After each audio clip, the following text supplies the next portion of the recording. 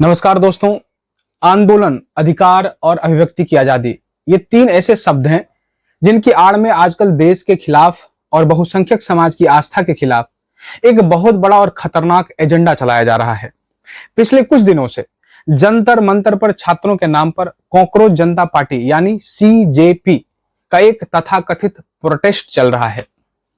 दिखाया जा रहा है कि यह छात्रों का आंदोलन है, दिखाया यह जा रहा है कि यह एक जनता के अधिकारों की लड़ाई भी है।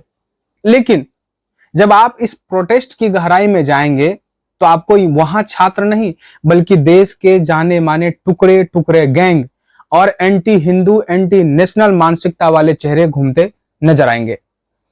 ये वो लोग हैं जो समाज में जहर घोलने का काम करते हैं।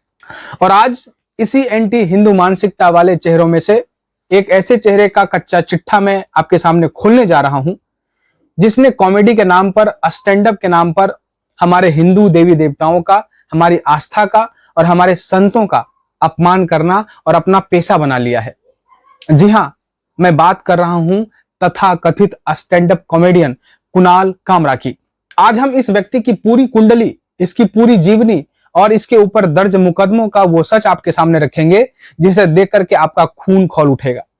आइए सबसे पहले बात करते हैं कि आखिर यह कुणाल कामरा कौन है। मुंबई में रहने वाला यह शख्स शुरुआत में एडवर्टाइजिंग और छोटे मोटे काम करता था, लेकिन जब इसने देखा कि नॉर्मल कॉमेडी से इसे वो शोहरत और पैसा नहीं मिल रहा तो इससे सबसे आसान रास्ता चुना इसने। वो रास्ता था हिंदू धर्म का मजाक उड़ाना, देश की न्यायपालिका और राष्ट्रीय प्रतीकों पर कीचड़ उछालना। दोस्तों, इसकी क्रोनोलॉजी और इसके कर्मों को देखिए। कॉमेडी शो के मंच पर खड़ा होकर के यह व्यक्ति खुलेआम हिंदू देवी देवताओं पर अश्लील और अमर्यादित टिप्पणियां करता है। हिंदू धर्म को मानने वाले करोड़ों लोगों की आस्था को सॉफ्ट टारगेट बनाया जाता है। साधु संतों का उपहास उड़ाना और सनातन परंपराओं का पिछड़ा दिखाना तमाम तरीके से इसका और इसके जैसे गिरोह का मुख्य एजेंडा बन चुका है। लेकिन कानून के हाथ लंबे होते हैं। जब जब इसने सीमाएं लांघी तब तब देश की जागरूक नागरिकों और न्याय प्रणाली ने इसे इसकी औकात दिखाई है। आइए आपको बताते हैं कि इस व्यक्ति के कब कब और किस किस बात के लिए केस इसके ऊपर दर्ज हुए हैं। साथियों, पहला बड़ा कानूनी शिकंजा जब इसके ऊपर कसा गया था वो साल 2020। इसने सोशल मीडिया पर भारत के तत्कालीन मुख्य न्यायाधीश, चीफ जस्टिस ऑफ इंडिया के खिलाफ बेहद अश्लील और अपमानजनक इशारा करते हुए तस्वीर पोस्ट की। इतना ही नहीं, इसने सुप्रीम कोर्ट की इमारत पर तिरंगे झंडे को हटा करके एक राजनीतिक दल का झंडा मार्फ करके लगा दिया था। देश के राष्ट्रीय ध्वज और न्यायपालिका के इस घोर अपमान के खिलाफ वाराणसी कोर्ट से लेकर के सुप्रीम कोर्ट तक इसके ऊपर क्रिमिनल कंटेप्ट और prevention of insult to nation honour act के तहत गंभीर मामले दर्ज किए गए। दूसरा बड़ा विवाद आया था, इसने सुप्रीम कोर्ट को ब्राह्मण बनिया का गढ़ बताते हुए जातिगत टिप्पणी की और न्यायपालिका को बदनाम करने की कोशिश की। साथियों, इसके खिलाफ भी देश की अदालतों में याचिकाएं दायर हुई हैं और इसे कोर्ट के चक्कर काटने पड़े।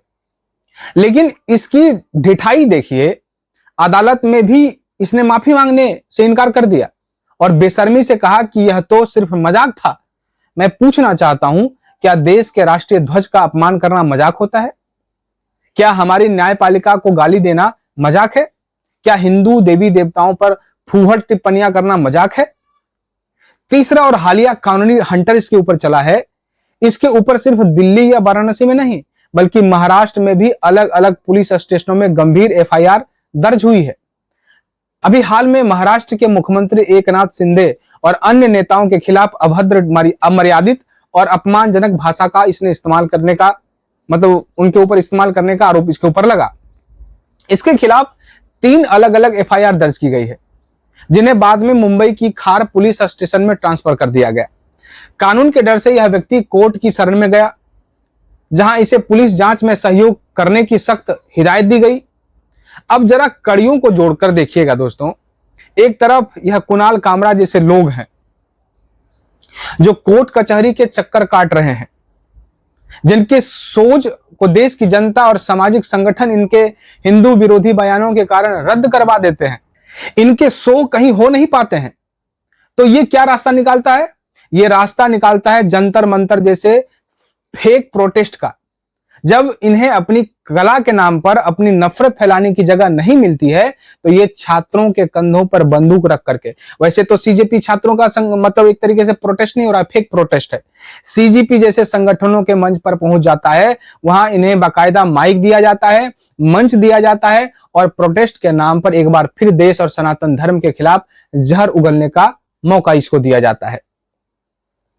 तुलना कीजिएगा, एक सच्चा कलाकार समाज को जोड़ता है, लेकिन ये तथाकथित कलाकार जो है सिर्फ और सिर्फ विभाजन की राजनीति करता है।